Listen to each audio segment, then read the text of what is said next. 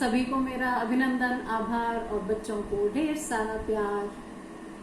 आज की कहानी गणपति जी की कहानी है।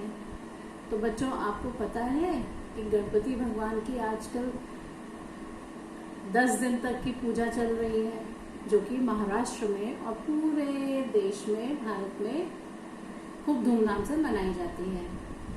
गणेश जी को गजमुख, गजानन, लंबोदर, एकदंत, इतने सारे नामों से पुकारा जाता है।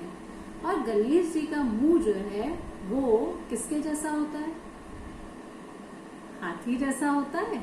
उसकी भी एक कहानी है कि इनका जो मुंह है वो गज माने हाथी जैसा क्यों होता है।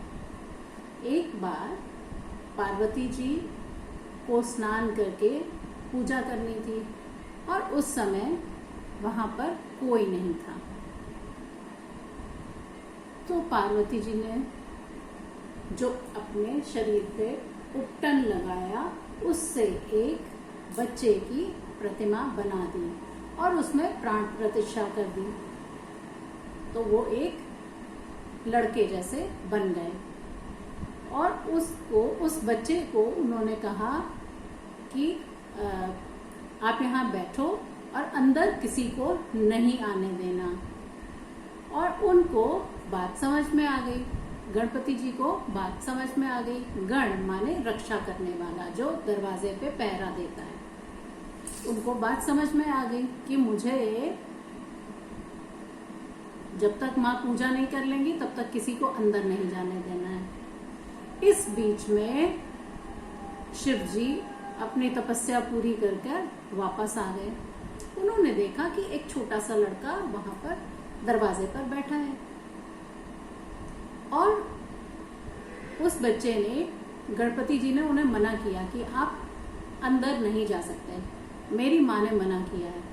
शिव जी ने कहा, अरे ऐसा कैसे हो सकता है कि मैं जिसको जानता नहीं, अगर जो पार्वती का पुत्र है वो मेरा भी तो पुत्र है, मैं तो तुम्हें नहीं पहचानता। तो दोनों में बहस हो गई।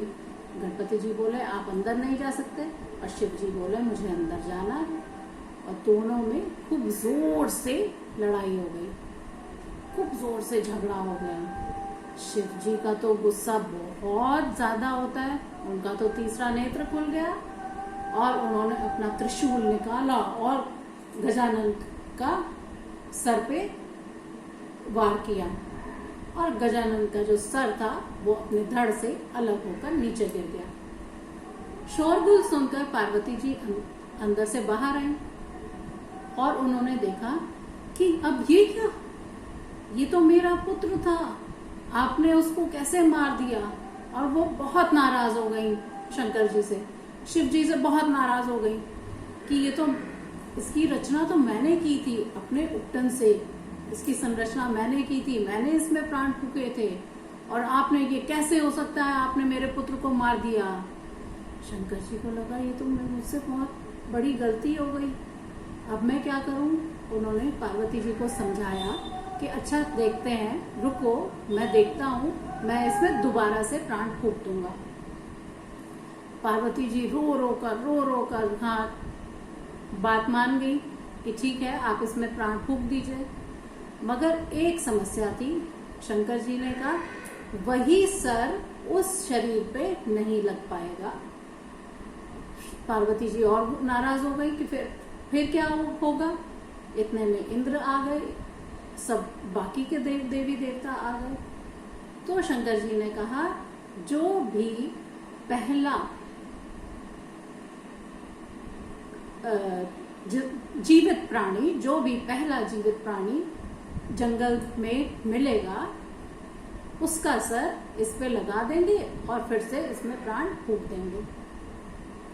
तो जब इंद्र गए, उनको एक हाथी मिला, हाथी का बच्चा ऐरावत बच्चा मिला, वो उसको पकड़ के ले आए और इस प्रकार शिव जी ने उस धड़ पर एक हाथी के बच्चे का सर लगा दिया और उनको जीवित कर दिया। और इस तरह से गणेश जी को गजमुख यानी हाथी का मुंह मिला। लेकिन पार्वती जी अभी भी बहुत नाराज थी शंकर जी से कि ये तो कोई बात नहीं हुई, अभी भी इनकी इतनी ज्यादा विशेषता नहीं है, तब अब क्या करें, ये तो शंकर जी तो सृष्टि के रचयिता माने जाते हैं। मगर पार्वती जी बहुत नाराज, तो शंकर जी ने इनको आशीर्वाद दिया कि कभी भी कोई अच्छा काम, शुभ काम जब भी होगा, जब भी कोई अपने घर में शुभ काम करेंगे तो सबसे पहले गणपति जी की पूजा होगी। इसीलिए प्यारे बच्चों, भारतवर्ष में हर घर में जब भी कोई शुभ कार्य होता है तो गणपति जी की पूजा होती है, और हजारों वर्षों से यही प्रथा चली आ रही है। जब भी कोई शुभ कार्य होता है तो हम गणपति जी की पूजा करते हैं, और गणपति जी को मोदक यानी लड्डू बहुत पसंद है, उसका भोग लगाया जाता है। आशा है आपको ये कहानी पसंद आई होगी। अगर आपको मेरी कहानी अच्छी लगी तो मेरे चैनल को सब्सक्राइब कीजिए, कमेंट बॉक्स में कमेंट करिए, और गणपति जी की जय, गणपति बप्पा मोरया।